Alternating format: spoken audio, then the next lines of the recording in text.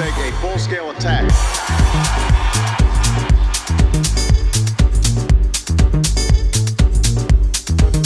Drop the blockade.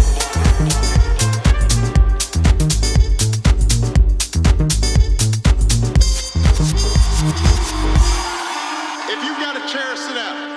I got some stuff to say here. Hello, welcome to Margin Bank.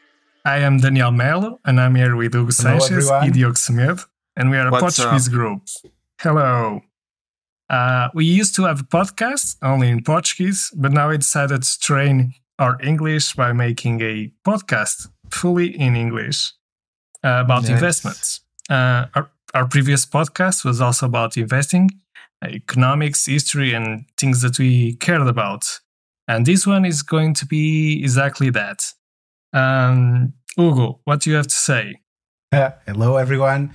So maybe we can start by talking a little bit about ourselves, because the Portuguese audience already knows us, but we're trying to reach more people and try to teach more things about finance, cryptocurrencies, about economics, history.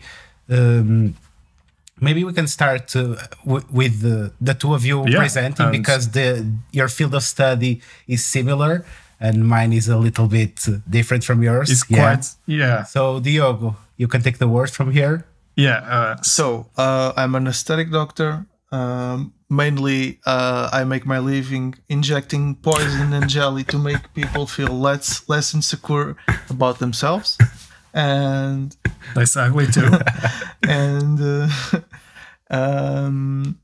we are doing this podcast to show a bit of the things that don't teach us at school, things that are important for our future. And well, it's history, it will repeat itself, and let's have a good time.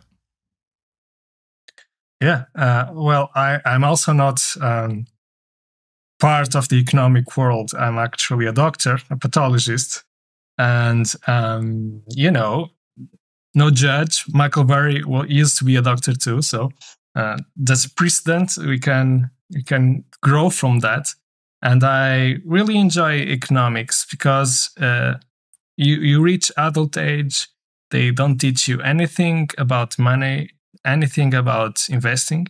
And they hope that, they don't hope, they really don't care, that you reach an adult age fully grown up, ready to take a job and somehow manage your money in a way that you can keep a future for yourself, for your family, for your kids, and understand the world you live in. And currently, if you don't know things like Bitcoin, cryptocurrency, investing, inflation, and so on, you probably are not understanding what's happening to you. And that's why we are also making this podcast, not only to reach our Portuguese audience, but to reach even more people, so we can share what we learn and share also things that we find interesting, not only in economics, history, in investing, and many companies that we are going to talk about monthly, many books that we are going to review monthly, but also things like philosophy and interesting things that they also don't teach you at school. And taxes, because it's preposterous how and taxes. We come out of school and high school and university, and none of us knows how to fill a tax form, which should be a basic taught in mandatory school, because everyone has to fill in this form every year. But at least in Portugal, most of the people I know pay some accountant to fill in their taxes for them, because they are not they do not have the knowledge to do so for themselves. I do have the knowledge because I took an economics course in university. But most people don't even realize what they have to fill in on what form, because there are several ones. And if they invest, it becomes a little bit crazy to know, is this a foreign investment? Is this an investment in my own country? Because I bought in a Portuguese bank some stock of of a foreign company. Yeah. Well, and not even that. Some people, because they don't have to pay any extra, because their income is like if you work for the state, your income already doesn't account for the money for the taxes. It's automatic. So you receive every month a sum of money. Yeah, that's already tax deducted. Mm-hmm. And then at the end of the year, it's automatic. This calculus, since most people don't have any extra money to account for or any investment to report, they seem to be tax free. So they say, "Oh, I didn't pay any taxes," and that's also very odd because they paid almost 30%. And they don't know that they lost that money. They didn't lost. It's for the government, and the government pays for social security, for healthcare in Portugal, but it also pays loads of things that we really don't need. And since people believe that they didn't pay any taxes, and the government can actually keep spending without anyone actually caring too much about it, because they don't know. They are ignorant about that. Yeah, and what about VAT? Yeah, that's one of the main one, because everyone pays that tax with everything that you buy. It just keeps getting bigger and bigger, and the government is always trying to impose these little taxes, hidden taxes, like if you buy a plastic bag within a takeout order or something, it's mandatory for the restaurants to charge you 10 cents for each bag, to then give the 10 cents to the government. And now, from what I've read, next year the tax will be even higher, and not just 10 cents for the bag. Now we will have to pay for the containers of the meals, and it will be a sum of 30 cents per takeout meal, which is really which is a triple of what you pay right now. And how do I take my orange juice home? I'll just drink it all in the supermarket. Yeah, something like that. You don't do takeaway. You go to the restaurant. No, you just take your Tupperwares. I'm not sure if we're allowed to say brands, but I don't know how to say plastic containers. You just take them to the restaurants and just tell them to fill your own containers, and then you don't have to pay that little tax. Oh God! Yeah, it's ridiculous. A bit. Because no one pays me back if I recycle those containers, which they should, because if I recycle the containers, maybe I should get the 30 cents from myself, right? Like beer, like they used to do with beer. Yeah, yes. In Germany, I think, or in Germany, they do something like that. Still do. They are much more advanced. So for plastic bottles and for if you're from Germany, glass bottles. Say hi to us in the comments or something. Yeah, and I would also probably we are. Yeah, sure, Daniel. Sorry. We are going to talk about tax differences in Europe. That was something that I would like people to comment below. How's the taxing system like, and what kind of stupid details you're finding about your taxing system? Ours is a bit stupid. Is yours less stupid, more stupid, more fair, less fair? Do you still pay for the glass bottles of beer? Do you pay for taking your orange juice in a bottle? the best of all, it's just leave on the comments the price per liter of gasoline in your country. Because here in Portugal, Which one? Anyone, because in Portugal it's too damn high. It's like almost €2 per liter. It reached €2. 60-something% is taxes, which I find it ridiculous. But okay, just comment what's the price in your country.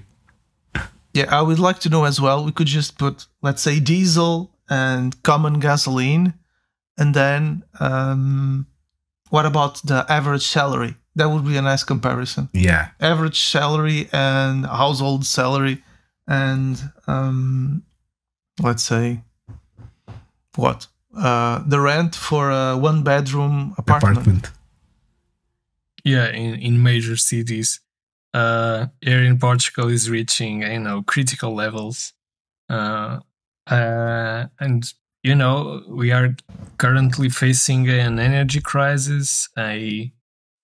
You are going out of the pandemic, but things are not well, and probably are going to have a political crisis also. And it's weird because we are in Europe, and it's, if you're hearing us from America, it's quite different from the United States, because you have, your states are integrated in a single country. So for you, Texas, you have some different things, some different policies, some different economical policies too.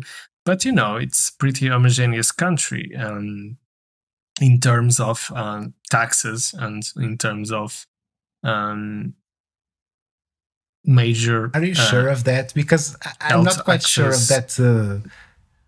Of that being so homogeneous. In comparison to Europe. Okay. I mean, okay. Our tax system is not at all like the German tax system. Our healthcare system is totally different from the German. There are lots of differences. Healthcare system. Our education has nothing to do except the higher education. But if you see the German education system, you are basically selected to go to professional courses early on, or to university. That's a distinction. And here in Portugal, that doesn't exist. It's totally different. The Northern European countries, Denmark, Sweden, Norway, somewhat Finland, although Finland is an odd case. Their system is totally different from ours, and they have the syndicates are really strong there. The unions, they have huge power in negotiating salaries and so on. And here in Portugal, it's absurd. They are connected to certain parties, but they mostly can't do anything. And so, although we are certainly in American terms, or in certain terms, we are really a socialist country. Yeah.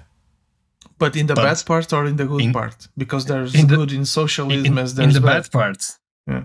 In the bad part, because economically, and the rules that we have to protect the workers and so on, they are the worst. Yeah, you just have to compare it with France, for instance, because we have contracts without term in Portugal, which means that you, on paper, you cannot be fired unless for some critical thing that you do or something like that. And in France, they also have those kinds of contracts with the employees, but it's virtually impossible in France to fire one of those persons. And in Portugal, there are some ways around this law, which is ridiculous because we are all in the European Union, and even the labor laws are very different to countries so geographically side by side. Yeah. For comparison, also for our American listeners, Spain is about the size of Texas. And we are not Spain, please. And we are not Spain. We are like, Florida. We are a bit smaller. Yeah. Basically. and we are not tropical. We are like one of the topics I want to the learn. weather is similar to Northern California. One of the topics for a next episode that I would like to propose to both of you is if there is housing crisis all over the world, because we hear this news about Evergrande collapsing in China. Yeah. And I don't know if you already seen the Squid Game on Netflix, but one of the things that caught my attention was that everybody in that TV show had major debts. And I was thinking if this is common in South Korea, and why do they have these major debts? And then I was Googling about it, and I found out that the housing prices in South Korea are just ridiculous, and probably there's a bubble, but there's something for us to discuss later. Because you talked about the rents in Portugal, the one-bedroom rents and the housing prices. And that should be a very interesting topic to talk about in a future episode. If there's a bubble, a worldwide bubble in the housing market, or if you think that this is just affecting certain areas of the globe. Yeah, that could be the theme of the next episode. In fact, it's a very important theme because, and we also will discuss that, the calculus of the inflation. Yeah. That's a great theme as well. Temporary. No, it's not. No, it's somehow it does not account for housing prices. That's a major flaw. And you might say, well, but we need a roof. Unless we live in the desert, and you also need a roof in the desert. Have you heard about that new living method called co-living? You just don't have a flatmate. You just co-live.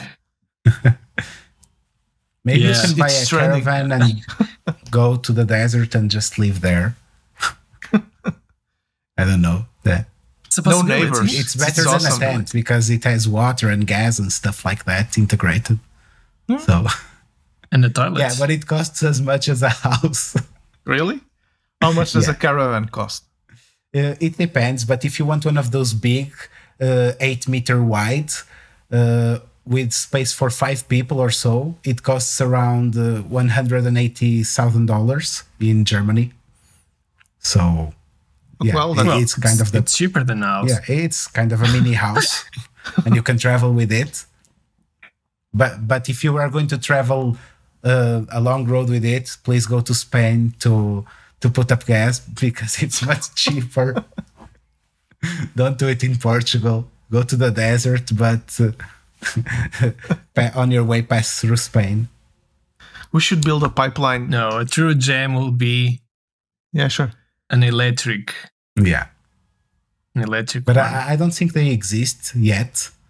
From what I've seen, no, they don't. They don't exist. No. Maybe someday, but they will be so expensive. But you can put a solar roof on them, so you would be constantly charging. But you already have that option for some of the caravans because you will need electricity inside of it to plug in your phone and to make the AC work and stuff like that, and the electric oven, the fridge. So they already have the solar system panel as an option, but not yet to charge batteries of the caravan. Well, with that, I think we can end the episode, and we can, hope that our listeners buy a caravan and live in the desert with solar panels. And probably eat some, those weird animals with shields on the back. I don't even know how to say it in Portuguese. Armadillos. Something like armadillos. Yeah, but I don't know if you say like that in Portugal. Armadillo. I don't know. Maybe something like that. Can you actually eat that? Okay. Probably. Okay. I don't think they are poisonous. But can you cut through them? But you might encounter coyotes, no? No, they are... Something like that, which is a bit dangerous. They are not mammals. They are They're like kangaroos. You're Googling right now. I'm not. I'm going to Google armadillos just to be sure. Can you eat an armadillo or armadillo recipes? That Pokemon Sandshrew or something like that. Yeah, it's kind of an armadillo. I love that Pokemon. At least it's the picture. In Portuguese, it's called tatus. Tatu, yeah, it's tatus. Not like tattoos sound like not like tattoo. Like tattoos, yeah. It sounds like that. They are mammals. They are very weird mammals. Okay, try to stay away of armadillos. But you didn't answer my question. Can we eat them? I don't think you can eat an armadillo. What was your question? I don't think so. I'm going to find the recipe for the next episode. I think they are protected. I think. Well, supposedly you couldn't eat some sort of bird, and all over billions they are eating them with handkerchiefs on their head. So. As food. Oh, okay. There's a section in Wikipedia that's. Okay, this is just becoming weird. It's eaten. This is a weird. It's a popular ingredient in Mexico. God. Americans were known to eat armadillo. They called it Hoover dogs. Okay. In a nod to President Hoover. God, but during the Great Depression. Well, with the current inflation, I think we'll be eating a lot of tattoos. So we are going back to eating tattoos. The desert. Without electricity. And no caravan. Just a tent, a lousy one that will fly away in the first sandstorm. Oh God. What an amazing future. Thomas looks like Fallout Las Vegas. Well, if you want to have a better future than the one described right now, just follow all of your channels, Instagram, YouTube, follow us on Spotify, and don't miss our and Twitter. Our episodes. Just click on the ringing bell thing on all the platforms. And I think it's it. And comment and give suggestions and, so... Thank you so guys. Much. And see you next week. See you next week. Bye. Thank you. Bye. I'm here to talk about the economy.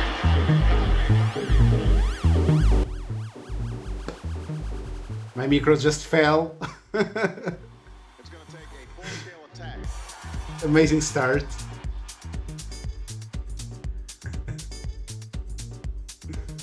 Drop the blockade.